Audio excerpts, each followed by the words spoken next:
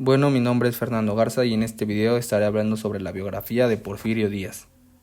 José de la Cruz Porfirio Díaz Mori nació en el estado de Oaxaca el 15 de septiembre de 1830. A los 3 años, desafortunadamente perdió a su padre y esto lo obligó a mantener a toda su familia, trabajando en oficios como carpintería, entre muchas otras cosas. En 1843 ingresó al seminario para seguir con su carrera eclesiástica. Sin embargo, decidió salirse para poder ingresar al Instituto de Ciencias y Arte del Estado de Oaxaca para aprender leyes. Ahí fue donde conocería al futuro presidente liberal Benito Juárez, quien impartía derecho civil. De ahí en adelante, Díaz sería muy seguidor de él y su carrera política. Pasó el tiempo y Díaz decidió dejar los estudios y no terminar la carrera para poder apoyar en la Revolución de Ayutla en 1855. Fue ahí donde iniciaría su gran carrera militar, la cual lo llevó a la cúspide del poder. Durante esta rebelión, Díaz fue nombrado jefe político de Ixtlán, y al término de esta, después de ganar, el presidente Comonfort le otorgó el mando militar del Istmo de Tehuantepec.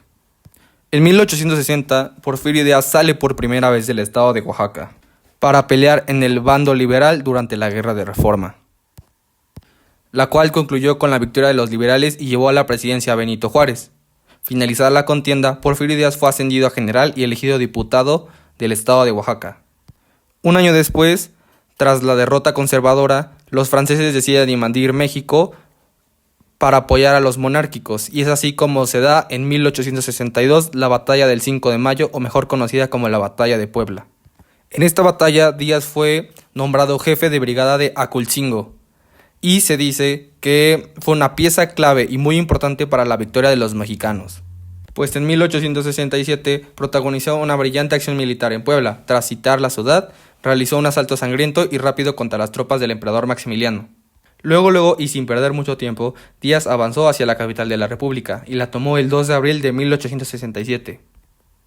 Es por eso que se le conoce y se le otorgó el nombre de el héroe del 2 de abril, ya que fue un hecho de gran trascendencia militar y pues adelantó la caída del imperio de Maximiliano y el triunfo de Juárez. También otra cosa que es importante mencionar que pasó en estos mismos años, 1864 y 1867, es que Díaz se distinguió por sus acciones militares en el estado de Oaxaca tras participar en las batallas de Miahuatlán y La Carbonera. Con 37 años y 37 victorias, finalmente Díaz decide terminar con su vida militar y regresó a su estado de Oaxaca, en donde el gobierno le daría como regalo la hacienda de La Noria. Gracias al prestigio y la popularidad que Díaz ganó en los últimos años, se le dio la grandísima oportunidad de optar por la presidencia de México en el año de 1867. Sin embargo, el Congreso decidió que la mejor opción era Benito Juárez y por eso fue elegido ese año, al igual que reelegido en 1871. Esto tenía muy inconforme a Díaz y es por eso que en noviembre del mismo año lanzó el llamado Plan de la Noria, en el que se pronunciaba contra el reeleccionismo y el poder personal y a favor de la Constitución de 1857 y de la libertad electoral. Sin embargo, no tuvo mucho éxito y pues fracasó, lo que lo obligó a abandonar el país. Pasado un año se anuncia la muerte de Benito Juárez en 1872 y una amnistía concedida permitió a Díaz regresar a México. Tras la muerte de Juárez, la presidencia recayó en Sebastián Lerdo de Tejada. Su gobierno duró hasta 1876, año en el que anunció su propósito de presentarse a la reelección. Sin embargo, Porfirio Díaz no iba a dejar que esto pasara otra vez. Es por eso que se rebeló de nuevo, pero ahora con el plan de Tuxtepec en contra de la reelección de Sebastián Lerdo de Tejada. Y esta vez sí tuvo éxito, pues consiguió expulsar a Lerdo de la presidencia y esta vez él quedó como presidente provisional. Acabando las elecciones de 1877, ahora sí pudo decirse que Porfirio Díaz era el presidente constitucional de México. E inició así la época del porfiriato, la cual al inicio fue aceptada porque Porfirio Díaz prometió ideales de paz, orden y progreso, que era lo que los mexicanos de esa época más querían después de tantas décadas de guerra y destrucciones. Es por ello que finalmente terminaron aceptando el régimen de Díaz a costa de la libertad política. Sin embargo, con el paso del tiempo, Díaz empezó con un proceso aún más fuerte, que involucraba someter a sus adversarios, construir el poder personal patriarcal, y para pacificar al país fue muy duro, pues utilizó la crueldad en la sociedad.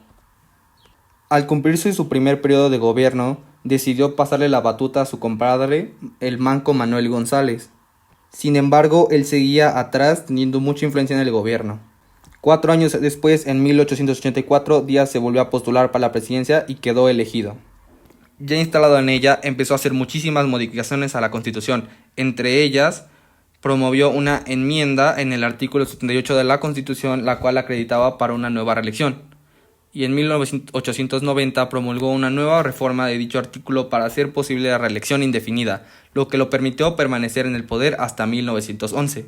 Durante todos estos años del porfiriato, es bien sabido que se vivió muchísima desigualdad social, más que nada en los sectores indígenas y obreros. A los indígenas se les discriminaba mucho, se les marginaba y sus necesidades no importaban. En el caso de los obreros, sus trabajos eran injustos, los salarios eran bajos y también sufrían de desigualdad. Por ser la clase más baja, Díaz decía que no aportaba nada al país y no les prestaba atención. En el ámbito político se sabe que era una dictadura y que había muchísima manipulación, corrupción, violencia y muerte. Por muchos años, Díaz embarazó las urnas electorales para poder reelegirse. Sin embargo, bien dicen que de todo lo malo siempre hay algo bueno, y es que por primera vez la economía mexicana mejoró como nunca.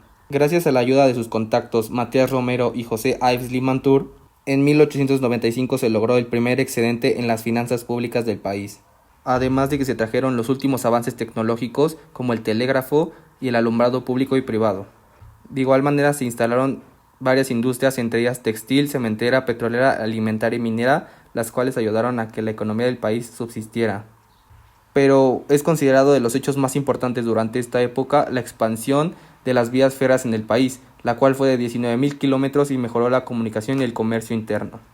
Pero bueno, el final del porfiriato empieza en 1908 cuando Porfirio Díaz da una entrevista en la que anuncia estar listo para dejar la presidencia. Esto desata mucha competencia política.